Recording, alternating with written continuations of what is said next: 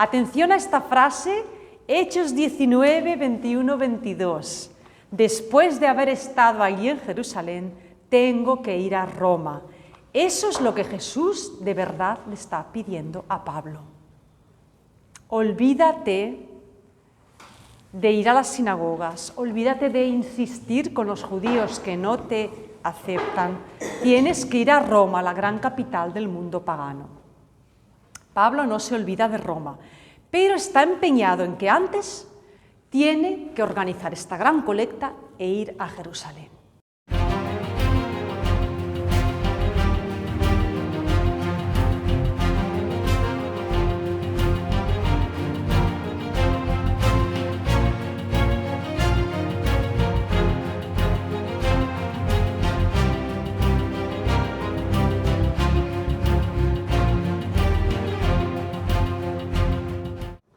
Bueno, pues vamos a ofrecer esta clase en un minuto de silencio y vamos a seguir con los viajes de Pablo.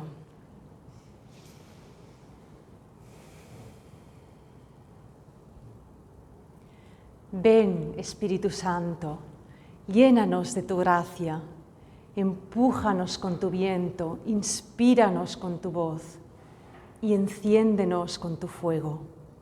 Así sea. Vamos a hacer un poco de repaso. ¿Dónde estamos hoy? Recapitulemos con los viajes de Pablo. Hemos visto que Pablo ha viajado ya por toda Asia Menor, lo que hoy es Turquía, ha viajado por Grecia fundando comunidades, estuvo en las grandes ciudades de Atenas, Corinto, regresó a Jerusalén, pero en su viaje hacia Jerusalén se embarcó, pasó por Éfeso. En Éfeso dejó a este matrimonio amigo, Áquila y Priscila, que se quedaron allí.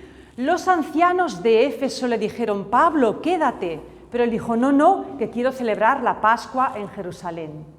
Pablo regresa a Jerusalén, pasa un tiempo breve allí y luego vuelve a su comunidad base, Antioquía de Siria, aquí.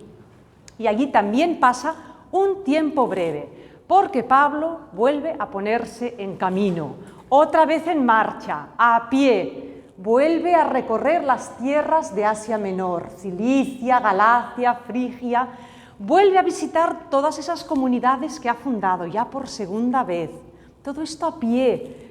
¿Sabéis cuántos kilómetros hizo Pablo caminando? Miles, pero miles. Era un hombre fuerte, incansable, y si se cansaba, pues descansaba y seguía.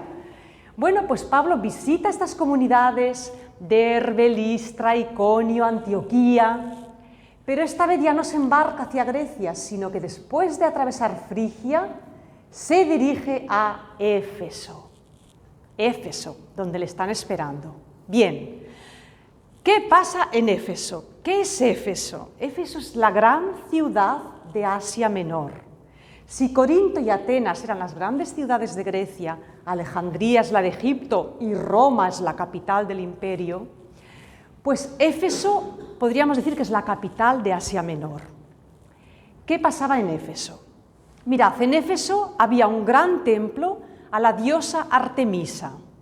Artemisa era una diosa de la maternidad, de la fertilidad y la fecundidad, una gran diosa madre que gozaba de muchísima devoción.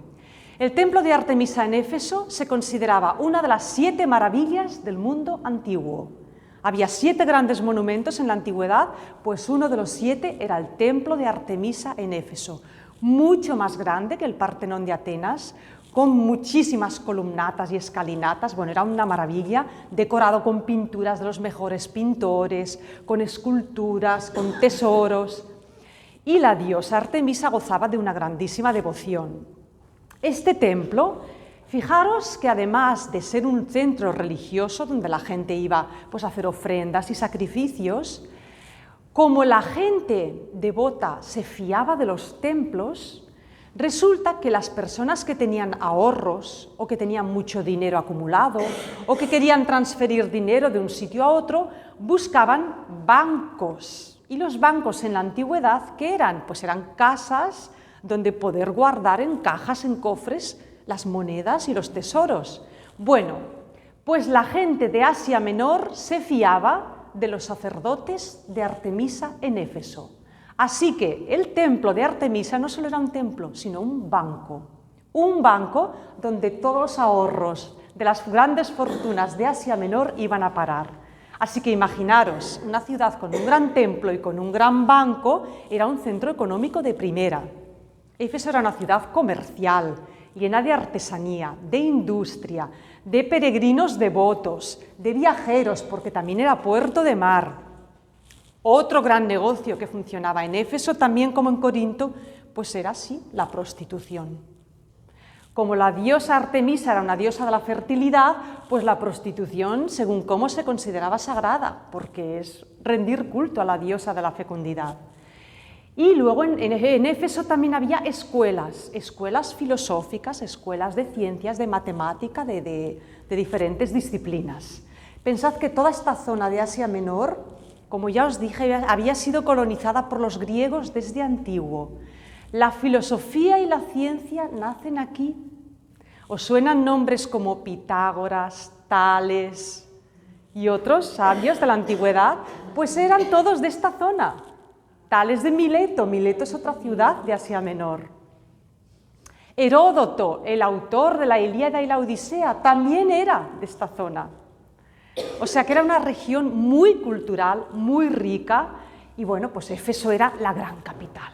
Y alrededor de Éfeso hay otras ciudades que luego veremos que también eran muy importantes. Así que Pablo se dirige a Éfeso. Bueno, en Éfeso, además de vivir los habitantes propios de allí, pues también había una importante comunidad de judíos, como os podéis imaginar. Cuando Pablo llega a Éfeso, lo primero que hace es ir a ver a sus amigos, a Aquila y Priscila, y va a vivir con ellos en su casa. Aquila y Priscila han establecido allí su negocio de tiendas y de toldos, de tejidos. Bien, pues Pablo, después de ver a sus amigos y de instalarse en la ciudad, ¿qué hace? Ya sabemos lo que hace Pablo cuando llega a una gran ciudad. Busca la sinagoga de los judíos, y va allí para hablarles de Jesús, para predicarles el Evangelio, para explicarles que Jesús es el Mesías que las Escrituras judías anuncian. Bueno, en la sinagoga de Éfeso se encuentra Pablo con un grupo, dice el libro de los Hechos, de personas creyentes que han sido bautizados con el bautismo de Juan, el bautismo de Juan Bautista. Están bautizados, pero Pablo les dice, bueno, el bautismo de Juan, pero ¿habéis recibido el Espíritu Santo? Y esta gente les dice, no sabemos nada del Espíritu Santo. ¿Cómo puede ser que no sepan nada del Espíritu Santo? Aquila y Priscila están allí cerca. ¿Recordáis que os hablé en la otra clase de Apolo, aquel joven de Alejandría que también predicaba a Jesús? ¿Cómo es que estos judíos no se han enterado todavía de que existe el bautismo, del bautismo en nombre de Jesús con el Espíritu Santo? Bueno, la explicación puede ser pues, que en Éfeso había varias comunidades y que no estaban muy bien comunicadas.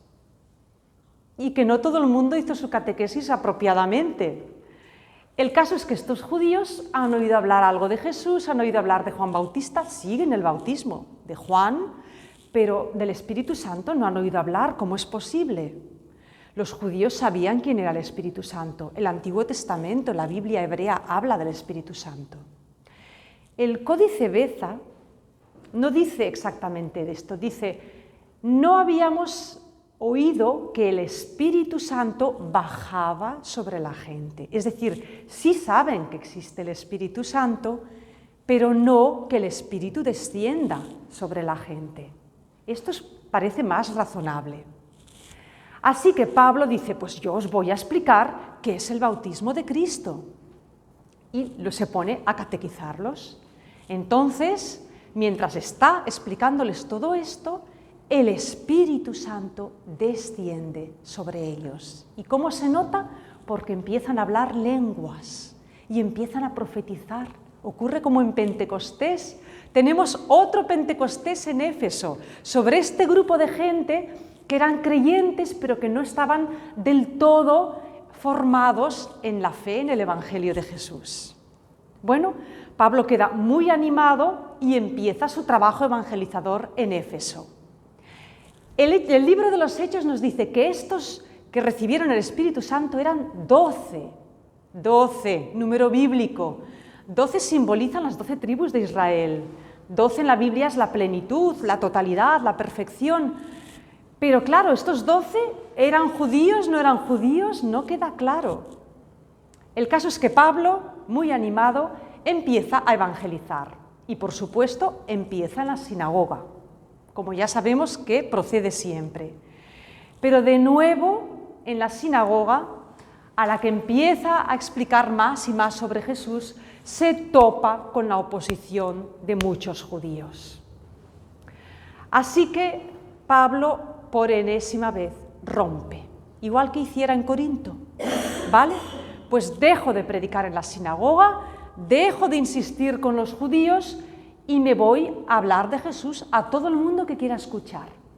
¿Y a dónde se va a predicar Pablo? Pues aparte de las viviendas particulares, Pablo encuentra una escuela, dice el libro de los Hechos, la escuela de un tal Tirano, un señor que se llamaba Tirano. Bueno, pues en Éfeso había varias escuelas, efectivamente, y es muy curioso porque el libro de los Hechos nos dice que Pablo enseñaba en esa escuela de tal hora a tal hora. ¿Por qué dice esas horas? ¿Sabéis qué horas eran? Era mediodía, la hora de la comida y de la siesta. Qué hora más mala para dar clases, ¿verdad? Bueno, quizás eran las horas que la escuela estaba vacía. Entonces Pablo podía ocupar un aula y con la gente que lo quería escuchar, pues allí enseñaba. Y sí. Bueno, ¿qué ocurre? Que Pablo, ya sabéis que es un gran orador, convincente, apasionado, una persona que conecta. Pues Pablo empieza a tener seguidores, la gente lo escucha, la gente empieza a abrazar la fe en Jesús. Y pronto en Éfeso se empieza a hablar de este nuevo, ¿qué? Rabino, pero que no va a la sinagoga, maestro que enseña a deshoras, ahora ya a tiempo y a destiempo, este predicador que es judío, pero de la diáspora, y que habla de Jesús, que habla de Jesús resucitado como el Mesías. Bueno, pues Pablo empieza a tener seguidores, pero es que además Pablo en Éfeso hace algo más que predicar y enseñar. ¿Qué hizo en otros lugares Pablo? Curar enfermos, expulsar malos espíritus, siguiendo los pasos de Jesús. Claro, en una ciudad que tú seas muy buen predicador, pues mira, consigues cierta fama, pero si empiezas a hacer milagros, bueno, subes como la espuma. Claro, la gente empezó a hablar de Pablo y se hizo muy famoso, que cura enfermos, que sana, que expulsa malos espíritus. Mirad, la gente buscaba a Pablo, lo buscaban por todas partes. Y se hizo tan célebre que había personas que creían que solo tocando la ropa de Pablo se iban a curar sus enfermos. Bueno, pues iban al taller de Áquila y Priscila, donde estaba Pablo, y traían ropas y prendas de vestir de los enfermos que no se podían mover en sus casas, y decían, Pablo, que las toque, que las toque. O cogían la ropa y hacían que tocara con la túnica de Pablo. Imaginaros, ¿a qué os recuerda todo esto? ¿No os recuerda un pasaje del Evangelio? Aquella buena mujer que tenía flujo de sangre, que pensaba, ay, si toco el fleco de la túnica de Jesús, me voy a curar. Bueno, pues con Pablo pasaba esto. La gente, aunque solo fuera tocando sus prendas de vestir, o que las prendas del enfermo tocaran a Pablo, pues se curaban los enfermos. Bueno, esto creó euforia en la ciudad. Pero ya no solo enfermos, sino, como os he dicho, personas endemoniadas, personas poseídas por malos espíritus. Bueno, pues os he de decir que en Éfeso había curanderos, había magos y había exorcistas. Y esta gente cobraban por sus exorcismos, por sus magias, por sus conjuros. Bueno, pues cuando empezaron a ver que Pablo pues obraba estos prodigios y a ellos no siempre les salía bien el conjuro, la magia, pues, ¿qué dijeron los curanderos? Mirad qué espabilados. Vamos a invocar a este Jesús de Pablo para que así nuestros conjuros también funcionen. Y los exorcistas de Éfeso empezaron a invocar, cuando tenían a un endemoniado, a un poseído, en el nombre de Jesús, ese que predica Pablo, sal de él, mal espíritu, fuera de él. Bueno, pues utilizaban el nombre de Jesús sin creer en Jesús. Fijaros qué curioso. ¿Tenían éxito estos exorcismos? Pues no lo sabemos, pero a lo mejor alguna vez sí. El nombre de Jesús es poderoso. Pero claro, aquí entra en debate si es lícito, si es correcto utilizar el nombre de Jesús si no crees en él, solo para conseguir, pues eso, un conjuro, un exorcismo, algo para que tu negocio siga funcionando. ¿No podríamos pensar en el segundo mandamiento? ¿Utilizar el nombre de Dios para tus intereses? Bueno, el caso es que se puso de moda el nombre de Jesús y hubo un caso muy sonado en Éfeso. Toda esta historia de utilizar el nombre de Jesús funcionó un tiempo hasta que hubo un día que hubo los hijos de un sacerdote, 7 hijos, este sacerdote se llamaba Esceva y tenía 7 hijos y los 7 eran exorcistas. Bueno, pues un día los llamaron de una casa donde había un hombre poseído de un espíritu muy, muy, muy malo y fueron los 7 a la casa del endemoniado.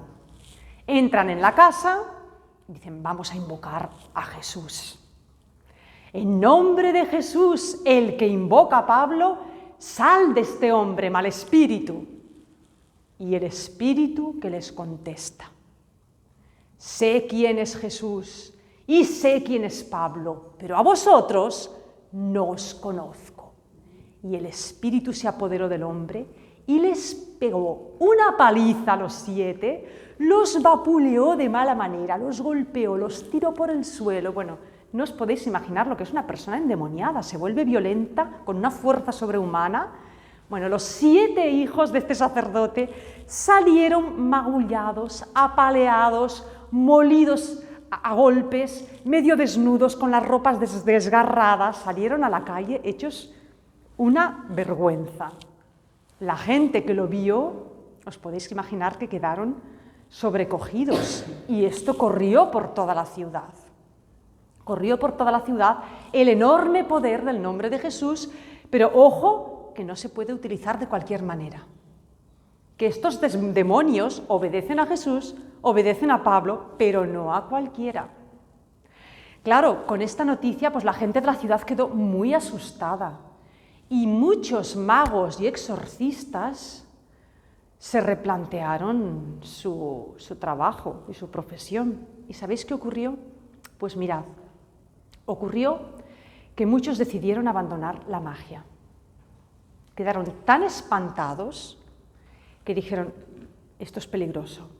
¿Y qué hicieron? Cogieron todos sus libros de magia, libros que eran rollos y pergaminos, muchos, pero muchísimos. O sea, Éfeso era una ciudad donde la magia proliferaba y se conservaban muchísimos lo que llamaban los papiros mágicos, libros de ensalmos, de conjuros. Bueno, pues estos magos cogieron todos sus libros, hicieron un montón en una plaza y los quemaron. Quema de libros, pero no una quema de libros como la de la Inquisición, no, voluntaria, quema voluntaria de libros. Sabéis que los libros en la antigüedad eran muy caros, eran objetos muy valiosos, solo los muy ricos o los reyes podían tener libros, o en los templos se conservaban los rollos de las escrituras sagradas. Pues mirad, Lucas se toma la molestia de calcular el valor de los libros quemados y dice 50.000 monedas de plata. Bueno, esto los historiadores curiosos han dicho, vamos a ver esto hoy a cuánto equivaldría. Y bueno, no exagero, dicen, sería el salario de 150 hombres durante un año. ¿Sabéis lo que es eso? Pues 2 o 3 millones de euros. 2 o 3 millones de euros quemados en libros que se consideraban valiosos. Pues los quemaron todos. ¿Qué nos enseña esto? Que una cosa es la magia, otra es la fe, y que no se puede utilizar el nombre de Dios para intereses personales. Ni siquiera, aunque sea para hacer algo aparentemente bueno, como es expulsar un demonio, curar a un enfermo, pero por interés, para favorecer a la persona que cura para que siga con su negocio. Cuidado, cuidado, cuidado. No se puede jugar con lo sobrenatural. Dios lo puede todo, pero no hay que jugar con el nombre de Dios, ni mezclar la religión con la magia, ni tomarse la religión como una especie de magia que esta sí que funciona. No es lo mismo. Bueno, la fama de Pablo se siguió extendiendo. Pablo continuó su trabajo, estuvo en Éfeso un tiempo largo, me parece que estuvo unos 2 años. ¿Y qué ocurrió? Pues que la fe en Jesús no solo se extendió por la ciudad de Éfeso, sino por las ciudades de los alrededores.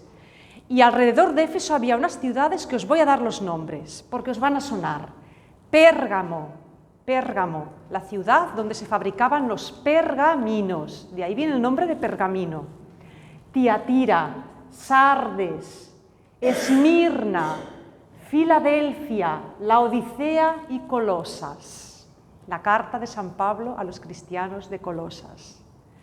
Estas ciudades, Pérgamo, Tiatira, Sardes, Laodicea, las vamos a encontrar cuando leamos el Apocalipsis.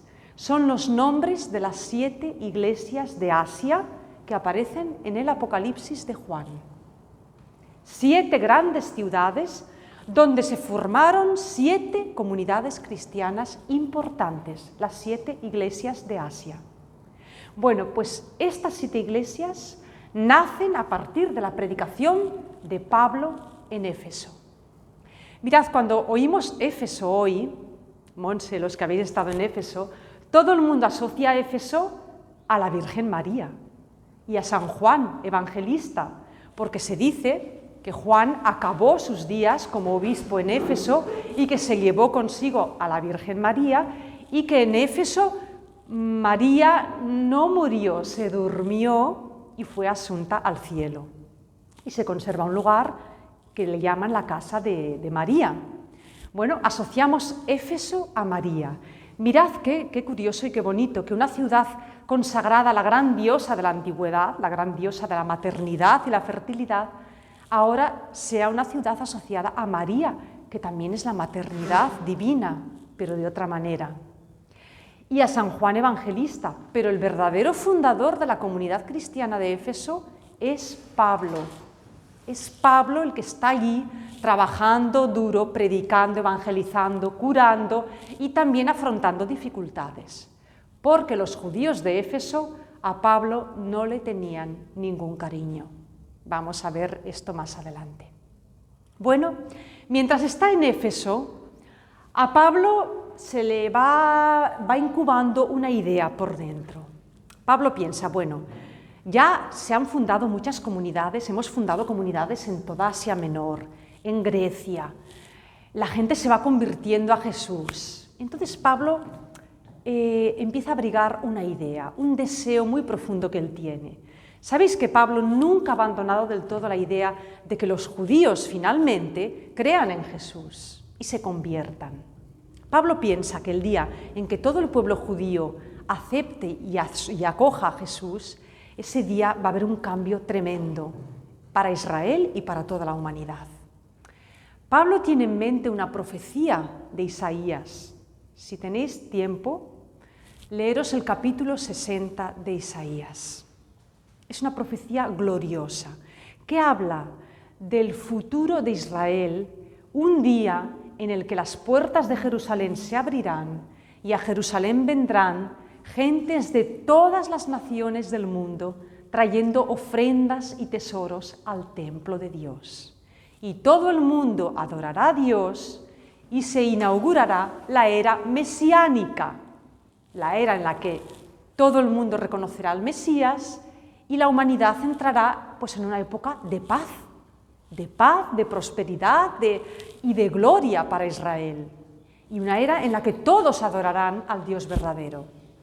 Bueno, pues Pablo piensa, hemos extendido el Evangelio por toda Asia, por Grecia, aún faltan lugares. El norte de África también ha llegado el Evangelio. Pablo piensa, vamos a hacer una cosa. Voy a organizar un viaje por todas estas comunidades que he ido fundando y voy a reunir un representante de 7 iglesias, de 7 comunidades diferentes. Y vamos a reunir una gran colecta para llevar a Jerusalén, una ofrenda de todas estas iglesias y comunidades. Y va a ser como una señal de que todas las naciones del mundo, representadas en estas 7 personas, en estas 7 comunidades, pues se arrodillan y se postran ante nuestro Dios y inauguramos la era mesiánica. 7, recordad, es el número de la plenitud. 7 representa todo el mundo. Esta es la idea que Pablo va forjando en su interior. Y piensa, voy a organizar este viaje, voy a reunir la colecta, voy a ir a Jerusalén y después tengo que ir a Roma, porque ¿qué le había pedido Jesús a Pablo? Pablo, tu misión está entre los gentiles. Atención a esta frase, Hechos 19, 21, 22.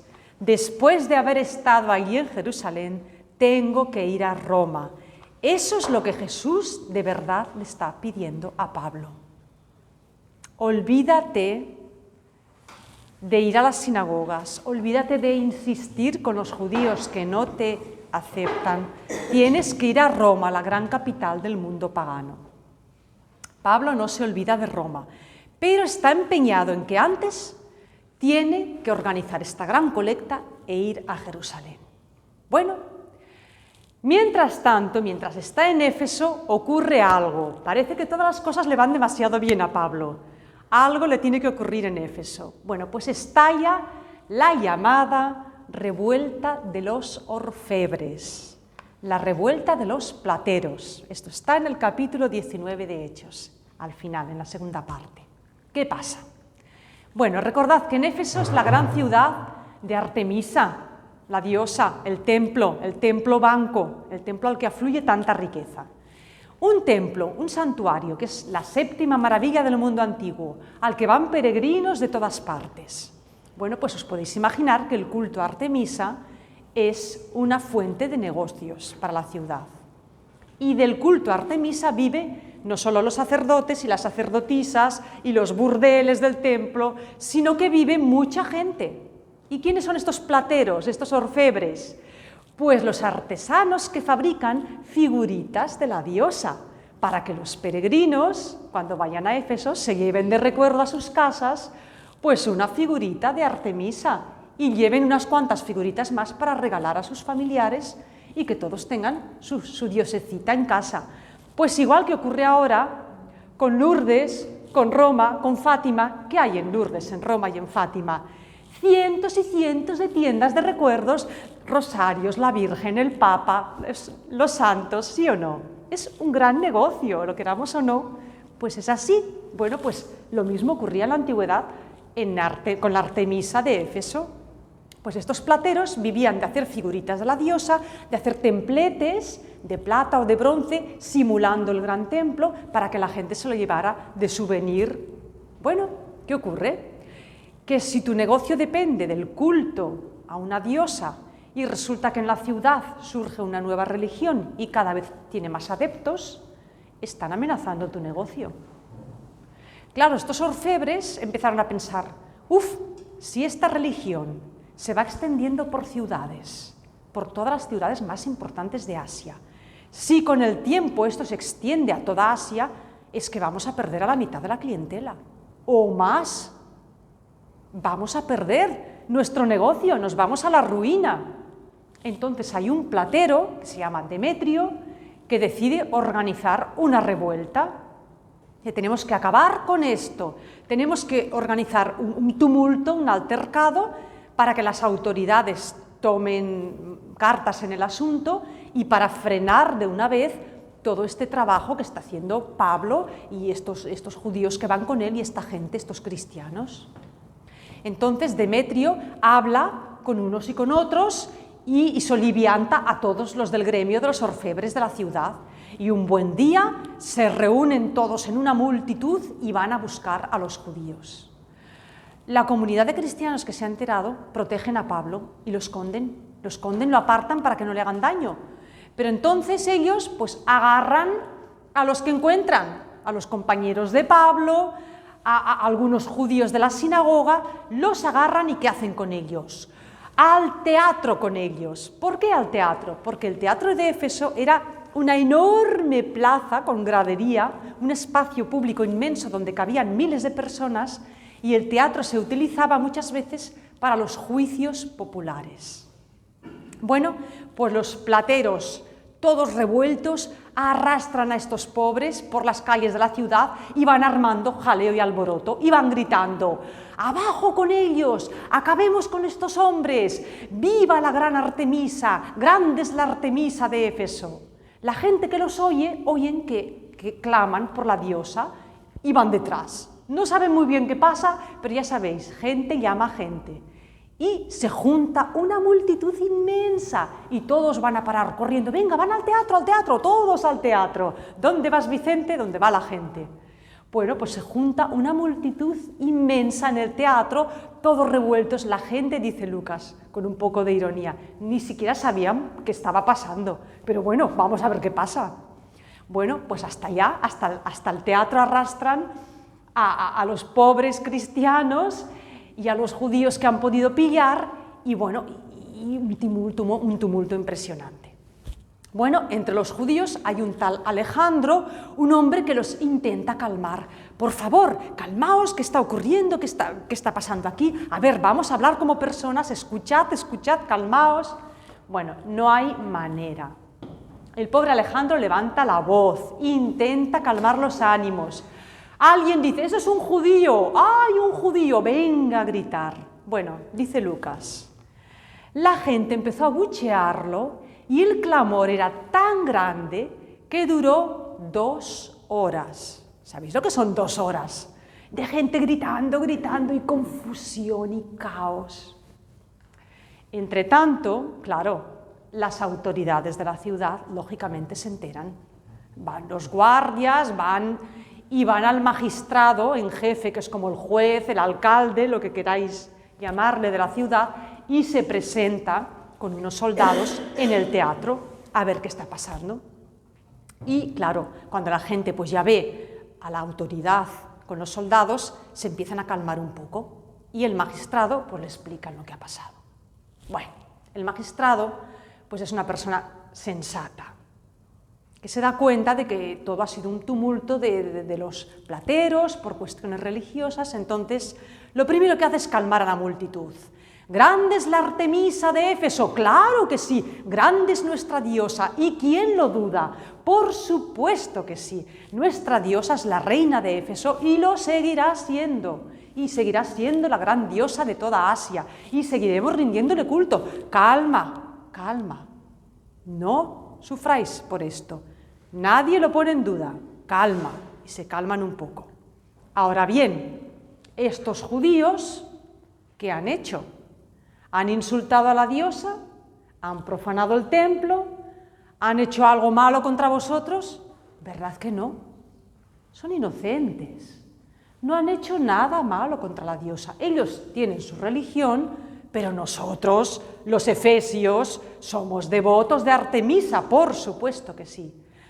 Así que, cada uno que vuelva a su casa en paz, los plateros volved a vuestros talleres, y si alguien ha cometido un delito, pues haced las cosas como hay que hacerlas. Presentad una denuncia ante los tribunales, probad que hay un delito real, y entonces se hará justicia siguiendo los cauces legales. Cuando el magistrado dice esto, ahí no hay delito, no hay prueba, no hay causa, solo ha habido un enorme alboroto, un enorme disturbio incitado por los plateros. Pues la multitud se dispersa, no sabemos muy bien qué ha pasado, grande es la Artemisa de Éfeso, se dispersan, vuelven a sus casas, el teatro se vacía y aquí paz y gloria, se acabó la historia. Pero claro, ha habido un precedente, y es que pues, toda la tarea evangelizadora de Pablo ha provocado un revuelo en Éfeso. Ya vemos que Pablo, allá por donde pasa, levanta polvareda. Le ocurrió en Filipos, que lo metieron en la cárcel. En Tesalónica lo expulsaron. En Derbe también, en Berea también. En Corinto, pues lo denunciaron ante Galión. En Atenas lo escucharon, pero tampoco le hicieron mucho caso. Bueno, Pablo decide, después de todo esto, que ya va siendo hora de organizar su viaje, volver a Jerusalén y después, por fin, irá a Roma. Y así lo hace. Pues Pablo organiza lo que se podría llamar un tour por Grecia. Pasamos al capítulo 20 de los Hechos. Un tour por Grecia, ¿para qué? Para visitar las comunidades que ha fundado en Grecia y elegir a 7 representantes para llevar la colecta a Jerusalén. Y Pablo viaja. De nuevo viajan Filipos, Tesalónica, Berea, Corinto. Pasan por todas estas ciudades y de paso, pues ya sabéis lo que hace Pablo, visita las comunidades, los anima, los reafirma. Y en estas 7 comunidades, en estas diferentes ciudades, elige a 7 jóvenes. 7 jóvenes que lo van a acompañar a Jerusalén llevando las colectas. ¿Quiénes son? Pues vamos a leer los nombres, porque esto es importante. Leemos en el capítulo 20 de Hechos. Lo acompañaban Sópatros, hijo de Pirro de Berea, uno por la comunidad de Berea, Aristarco y Segundo de Tesalónica, 2 por Tesalónica, Gayo de Derbe, este es de otra ciudad, Timoteo ya sabemos quién es, lo ha venido siguiendo desde Listra, este es de Asia. Y después dice, de Asia no precisa la ciudad, pero cuando no se precisa la ciudad, los biblistas entienden que se refiere a la gran ciudad de Asia, de Éfeso.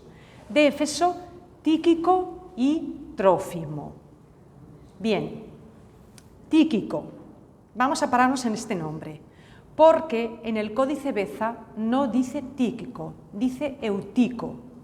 Ya vemos que el Códice Beza a veces cambia los nombres, pero cuando hay un cambio de nombres en el Códice Beza es importante, porque este Tíquico en el Códice Beza es Eutico y Eutico volverá a aparecer. Lo vamos a volver a ver un poquito más adelante. ¿Quiénes son estos 7 muchachos? Pues seguramente eran 7 jóvenes comprometidos, devotos, fervientes, creyentes en Jesús, 7 hombres de confianza de Pablo. Ya hemos visto que Timoteo sobre todo era alguien en quien él confiaba mucho. Bueno, Lucas, ¿dónde está Lucas? Pues vuelve a aparecer por aquí, porque si leéis, dice, nosotros, vuelve a aparecer el nosotros. Lucas está en ese grupo que acompaña a Pablo. ¿Qué ocurre en este viaje por Grecia? Pues que Pablo se entera que los judíos de las comunidades de Grecia, los judíos que no creen en Jesús, conspiran contra él. Conspiran, quieren hacerle daño, quieren impedir que lleve a cabo su plan. Entonces, ¿qué hace Pablo? Pues decide una cosa. En principio Pablo quería embarcarse en Corinto para ya emprender el viaje, pero le avisan de esta conjura y piensa Pablo, si yo ahora me embarco y en el mismo barco que yo sube un sicario enviado por los judíos, no tengo escapatoria, un barco es muy pequeño, si me quiere matar, me mata.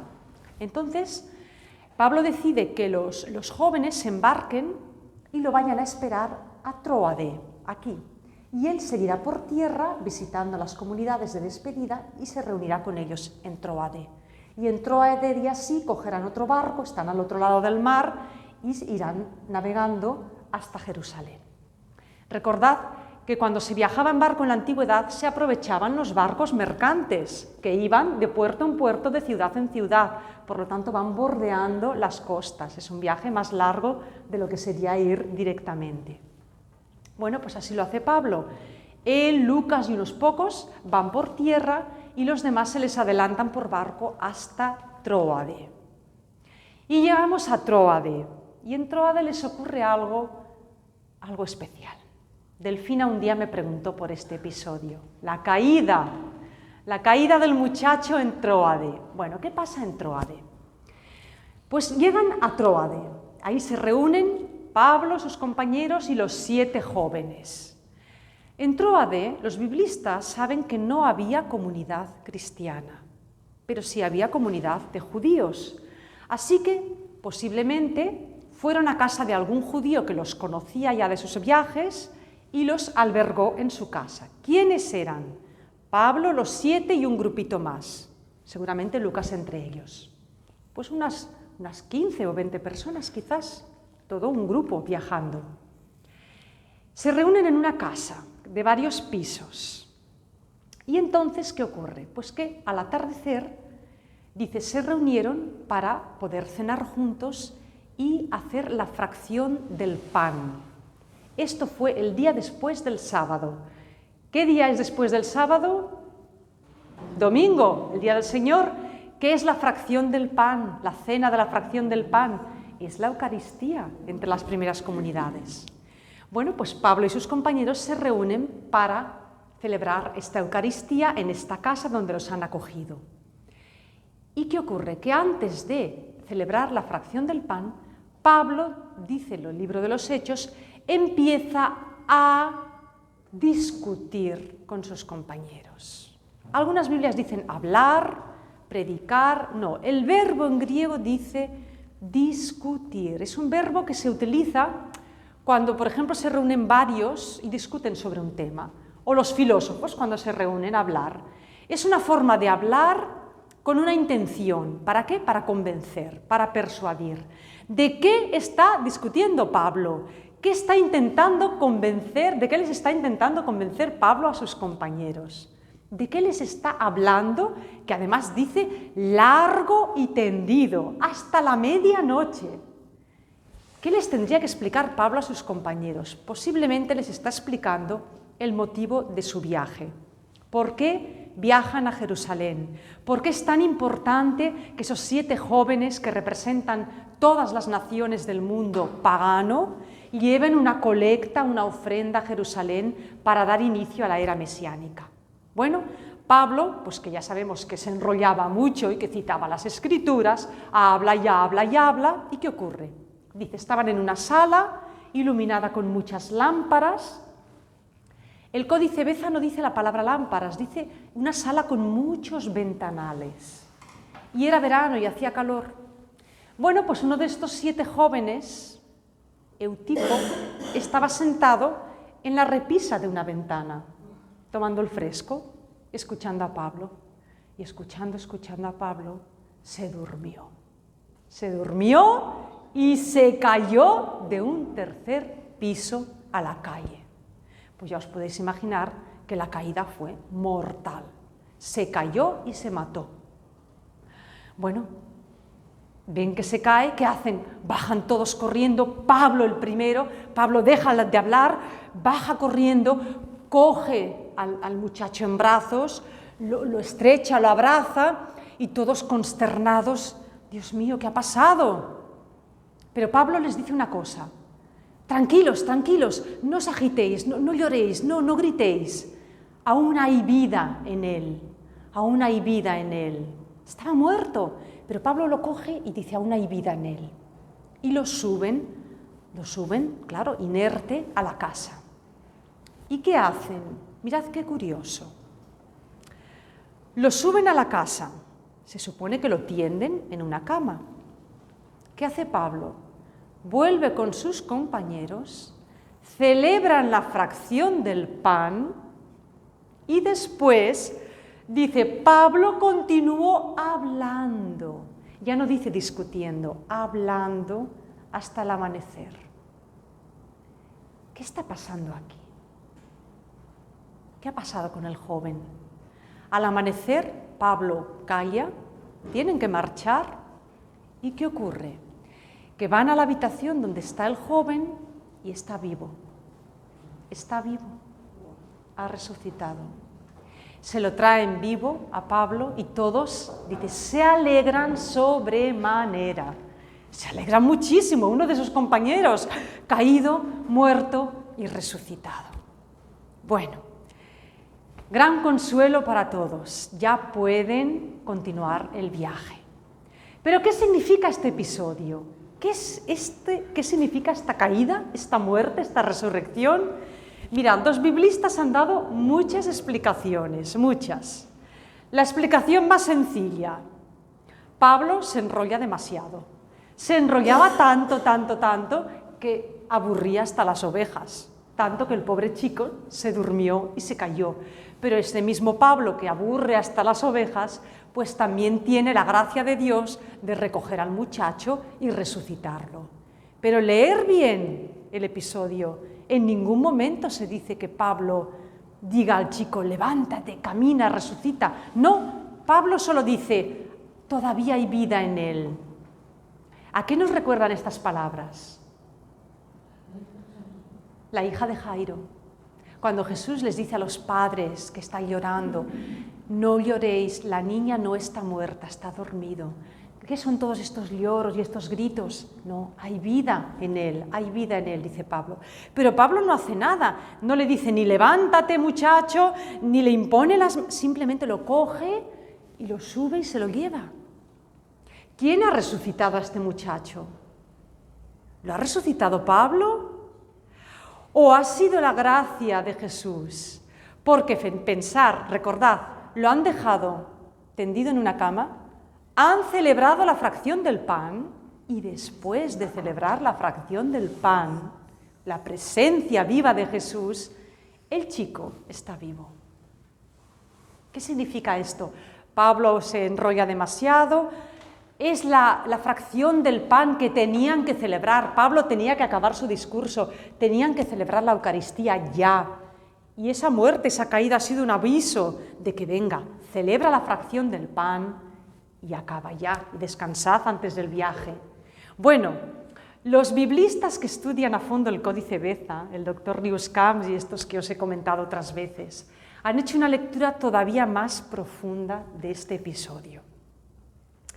Mirad, recordad que Pablo tiene en mente la profecía de Isaías, la profecía de llevar la colecta de todas las naciones a Jerusalén para demostrar así que se inicia la era mesiánica. Esa es la idea de Pablo.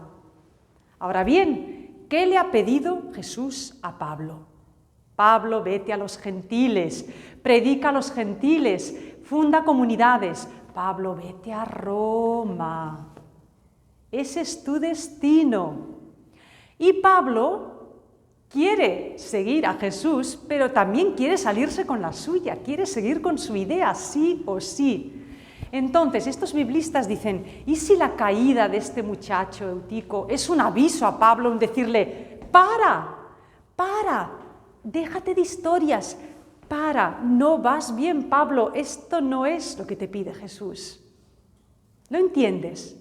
Claro, la caída y la muerte del muchacho los ponen a todos sobre aviso, y a Pablo especialmente le hace parar. Fijaros que Pablo para, calla, celebra la fracción del pan, y cuando luego sigue hablando ya no discute. Posiblemente Pablo cambia un poco su discurso. Quizás ya no les dice: vamos a cumplir la profecía mesiánica. Quizás Pablo les diga: mirad, vamos a continuar el viaje, vamos a llevar la colecta a Jerusalén, porque la comunidad de allá finalmente pues tienen necesidades, se están empobreciendo y les va a ser de gran ayuda nuestro donativo. Bueno, el caso es que Pablo ha recibido el aviso, sus compañeros lo han recibido. Esto es importante. Al día siguiente emprenden el viaje y ocurre algo curioso. ¿Qué es qué? ¿Por qué Lucas lo precisa en detalle? Todos embarcan, todos cogen un barco hasta la ciudad de Aso. Pero Pablo no va en barco con ellos, va solo a pie. Es una jornada de camino, de Troas a Aso no es mucho, pero unos van en barco, cogen el barco que ya les va a llevar de camino, y Pablo ese día prefiere ir solo a pie. ¿Por qué? ¿Por qué pensáis? Para pensar, para reflexionar. Pablo necesita unas horas de camino solitario. Los que habéis hecho peregrinaciones lo sabéis. Cuando uno camina solo, piensa, medita, reza, recapacita. Quizás Pablo se toma ese día para recapacitar y pensar qué es lo que va a hacer a continuación. Y en Aso se reúne con sus compañeros. Aso es otro puerto, el barco hace escala allí y ahí es donde Pablo se vuelve a subir a la nave y ya continúan juntos el viaje. Y entonces Lucas, como buen observador, va detallando todas las escalas que va haciendo el barco por las diferentes ciudades. Y vamos a ver que pasan por Esmirna, van a pasar por delante de Éfeso. Lo lógico es que paren en Éfeso o quieran pasar por Éfeso, pero no. Pablo no quiere pasar por Éfeso, no quiere detenerse en Éfeso. ¿Por qué? El libro de los Hechos nos dice, Pablo no quería detenerse para que no le impidieran, para que no le pusieran trabas, impedimentos. ¿Tiene miedo que lo entretengan y le hagan perder el tiempo? ¿O tiene miedo que en Éfeso los judíos le pongan algún problema, alguna dificultad? ¿O tiene miedo que los cristianos de Éfeso le digan, Pablo, están todos los judíos detrás de ti conspirando, si vas a Jerusalén, prepárate que puedes tener dificultades? No sabemos muy bien, pero Pablo teme que si se para en Éfeso no va a poder continuar, va a tener problemas. Así que deciden continuar, seguir el viaje, pasan por la isla de Quíos, la isla de Samos y llegan a Mileto, otra gran ciudad. Y allí en Mileto sí que hacen escala y paran unos días. Y cuando están en Mileto, entonces sí, Pablo dice, quiero hablar con los ancianos de la comunidad de Éfeso. Es importante que hable con ellos. ¿Por qué no has hablado con ellos en Éfeso? Los llama a Mileto. Y los ancianos de Éfeso van a Mileto a ver a Pablo. Pero de lo que hablen Pablo y los ancianos lo vamos a comentar, os explicaré el próximo día, porque también va a ser muy importante. Estamos en un momento de la vida de Pablo en el que va a iniciar el último largo viaje a Jerusalén. Ya será la última vez que pise la ciudad santa. Y después de esto empezará lo que muchos biblistas llaman la cruz, el camino hacia la cruz de Pablo. Pablo se va a enfrentar a graves problemas, pero Jesús no lo va a dejar solo, porque su misión, como bien sabéis, es no acabar en Jerusalén, sino en Roma. Nos quedamos en Mileto hasta la próxima clase. Gracias a todos. Sí. Por lo que has ido explicando en el recorrido de Pablo, Sí. ese Éfeso, Pablo hace más milagros relevantes. Sí. Por lo que Sí. En Éfeso es donde hace más milagros, donde se hace más famoso. Exactamente. Y él pasa 2 años, pasa mucho tiempo. O sea, de lugares evangelizadores de Pablo, por excelencia es Éfeso. Éfeso y luego toda la zona del entorno. Por eso Pablo va a escribir una carta a los efesios y luego cartas a los gálatas, que están aquí, y a los cristianos de Colosas. Pablo. En Éfeso 2 años. Pablo muy mayor, tampoco mucho, pero bueno, a lo mejor llegó a los 60, 60 y pico, en aquella época era bastante. Sí, una vida muy agitada y muy movida. Bueno, Pablo no paraba, a tiempo y a destiempo, sí, cansada de oírlo. Y mucho a pie, tenía una energía increíble, el espíritu, así es. ¿Cuántos años tenía en esos momentos? A ver, yo creo que ahora cuando nos hemos quedado aquí en esta clase, cuando se le aparece Jesús, podría tener unas 25, tope 30. Después, cuando vuelve a estar con Bernabé en Antioquía, han pasado 10 años, o sea, 30 y pico. Luego pasa 4 años por aquí. Pues ahora tendrá 45, casi 50 años. Ya es un hombre maduro para aquella edad. Sí. Éfeso es algo desde el foro romano. Sí, Lo que hay. en Éfeso, ¿verdad? Impresionante, ¿verdad? Es impresionante. Sí. Ya no me acuerdo mucho porque también nos explica. Claro, es que hay teatro, templos. Sí. Van de balnearios y Sí. templos y cosas, algo no te lo imaginas, porque Sí, sí, sí. No, no, Éfeso era riquísima, era mucho más rica que las ciudades de Grecia. De hecho, hay quien dice que cuando San Juan en el Apocalipsis habla de la Gran Babilonia, se está inspirando en Éfeso, porque Juan no estuvo en Babilonia nunca. Mira que vas a Roma y es impresionante, pues nada que ver, ¿eh? Sí, sí. Bueno, gracias. Qué bien, gracias. Bueno, a ver si esto se ha grabado.